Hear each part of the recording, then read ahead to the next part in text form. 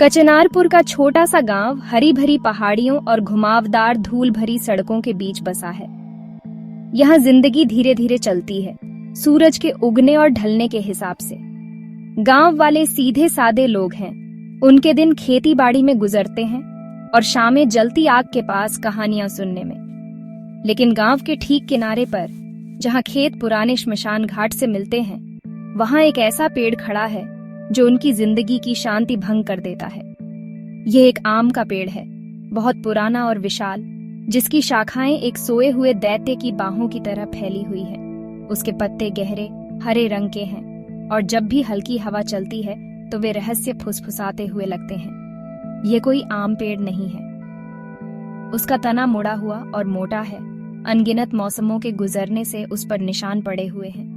वह पेड़ की छाल से ज्यादा एक बूढ़े आदमी का झुर्रीदार चेहरा लगता है। दिन के समय वह थके हुए यात्रियों को छाया देता है और चहकते पक्षियों को घर। लेकिन जैसे ही शाम होने लगती है, उस पर एक अजीब सी खामोशी छा जाती है।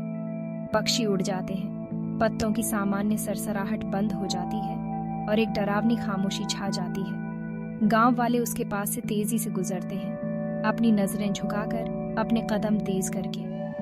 वे जानते हैं कि यह पेड़ एक कहानी समेटे हुए है, एक दुखद और डरावनी कहानी जो पीढ़ियों से चली आ रही है। एक ऐसी कहानी जो सबसे बहादुर दिलों की धड़कनें भी तेज कर देती है। गर्मियों में जब पेड़ पके सुनहरे आमों से लदा होता है, तो उसकी मौजूदगी और भी ज्यादा शक्तिशाली और अनसेटलिंग हो जाती है। फल उसकी डालियों से लटकते हुए ललचाते हैं। उनकी मीठी खुशबू पूरे गांव में फैल जाती है और सबको, खासकर बच्चों को, लुभाती है। इस खास पेड़ के आम सबसे मीठे, पूरे इलाके में सबसे रसीले माने जाते हैं। फिर भी कोई भी उसकी शाखाओं पर चढ़ने या जमीन से गिरा हुआ फल उठाने की हिम्मत नहीं करता। स्वादिष्ट आमों का लालच एक गहरे डर से ओवरशैडोड हो जाता है। एक ऐसा डर जो पेड़ जितना ही पुराना है। एक ऐसा डर जो सबको उसके लुभावने बाउंटी से सुरक्षित दूरी पर रखता है।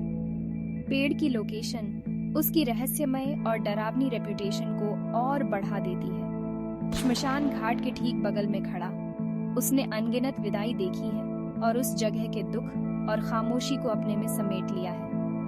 गांव वाले मानते हैं कि बिछड़ी हुई आत्माएं आगे बढ़ने से पहले उसकी जड़ों और शाखाओं के बीच भटकती है। मृत्यु और विदाई के इस करीब होने ने पेड़ को गांव के भूत प्रेत के लोक कथाओं में बुन दिया है। इसे सिर्फ एक पौधा नहीं, बल्कि एक सेंटिनल, एक साइलेंट ऑब्जर्वर माना जाता है, जो जीवितों की दुनिया और मृतकों के लोक के बीच खड़ा है, दोनों को अलग करने वाले पतले पर्दे की लगातार याद दिलाता है। कई साल पहले, जब ज्यादातर गांव वाले पैदा भी नहीं हुए थे, ये पेड़ डर का नहीं, बल्कि खुशी का जरिया था। बच्चे उसकी छाया में खेलते थे और परिवार पिकनिक के लिए इकट्ठे होते थे। गांव वालों में सूरजनी नाम की एक जवान औरत थी। वह अपनी चीयरफुल स्पिरिट और उस पुराने पेड़ पर उगने वाले मीठे आमों के प्यार के लिए जानी जाती थी। वह फुर्तीली और तेज थी और वह गिलहरी की तरह आसानी से और ग्रेसफुल तरीके से पेड़ पर चढ़ सकती थी। उसकी हंसी शाखाओं में गूंजती थी जब वह अपने परिवार के लिए सबसे पके फल तोड़ती थी। पेड़ से उसका रिश्ता खास था, एक साधारण मासूम खुशी का बंधन। एक गर्म गर्मी की दोपहर, पेड़ आमों की एक खास तौर पर भरपूर फसल से लदा हुआ था। सूरज ने स्वादिष्ट फल इकट्ठा करने की जल्दी में पहले से कहीं ज्यादा ऊपर चढ़ने का फैसला किया। उसने सबसे ऊपर एक पतली शाखा से लटके हुए एक परफेक्ट सनकिस्ड आम के लिए हाथ बढ़ाया। जैसे ही उसने अपना हाथ बढ़ाया, हवा का एक तेज झोंका पेड़ को जोर से हिला गया। जिस शाखा पर वह खड़ी थी, पुरानी और कमजोर, बिना किसी चेतावनी के टूट गई। उसकी जॉयफुल लाफ्टर एक सिंगल शार्प क्राई में बदल गई, जो जल्दी ही शांत हो गई, क्योंकि वह घनी पत्तियों से नीचे गिर गई। उसका शरीर नीचे जमीन पर जोर से गिरा। यह गिरना फेटल था। सूरजनी तुरंत मर गई। उसकी जिंदगी एक दुखद दुर्घटना में उसी पेड़ के नीचे कट गई जिसे वह इतना प्यार करती थी। गांव शोक में डूब गया।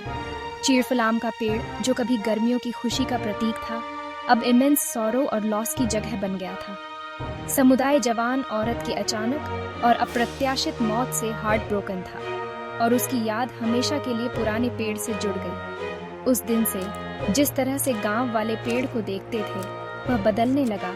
खुशी की उनकी भावनाएं धीरे धीरे बढ़ती हुई अनीस और सैडनेस से बदल गईं। सूरजनी की दुखद मौत की कहानी बार बार सुनाई जाती थी। हर बार कहानी पेड़ की रेपुटेशन में एक और परत जोड़ती थी। बड़े बुजुर्ग जब भी उसका नाम लेते थे तो गंभीरता से सिर हिलाते थे। युवा पीढ़ी को दुनिया के खतरों के बारे में चेतावनी देते थे। पेड़ जो कभी गांव के बच्चों का प्यारा दोस्त था, अब ट्रेजेडी की जगह माना जाता था। कोई भी उसकी शाखाओं पर नहीं चढ़ता था और जो हंसी कभी उसकी छाया में गूंजती थी वह एक दूर की दुखद याद में फीकी पड़ गई। पेड़ खामोश खड़ा था, उसकी डालियों के नीचे खोई हुई जिंदगी का एक स्मारक।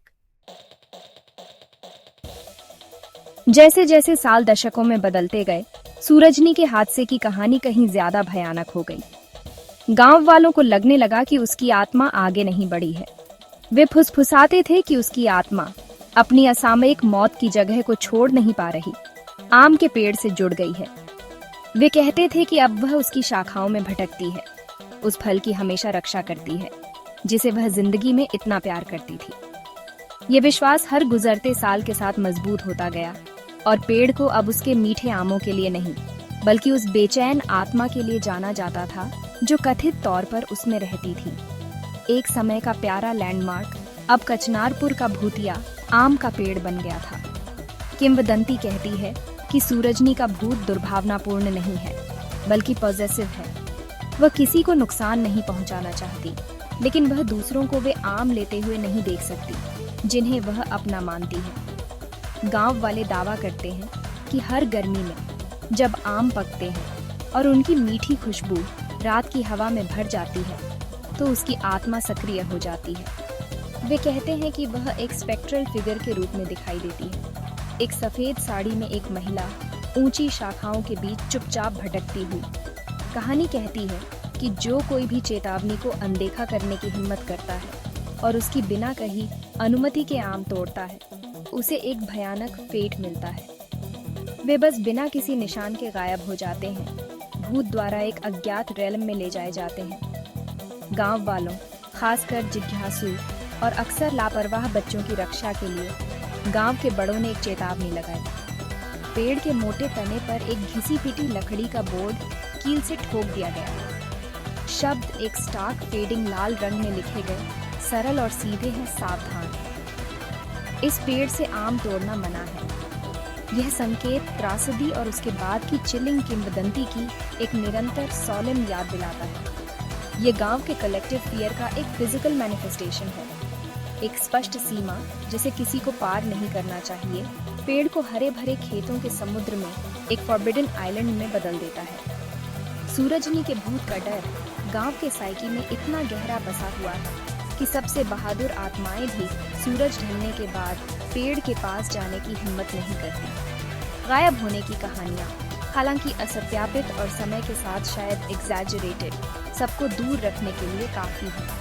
आम चाहे कितने भी टेम्पटिंग क्यों ना हो, पकने और गिरने के लिए छोड़ दिए जाते हैं, जमीन पर अछूते सड़ते रहते हैं। वह फल जिसने कभी सूरजनी को इतनी खुशी दी थी, अब उसकी इटर्नल लोनली विजिल का प्रतीक बन गया है। पेड़ उसकी कहानी का एक टेस्टामेंट के रूप में खड़ा है। उसका बाउंटी हमेशा पहुंच से बाहर है, एक ऐसी महिला की दुखद आत्मा द्वारा संरक्षित जिसने इसे बहुत प्यार किया था।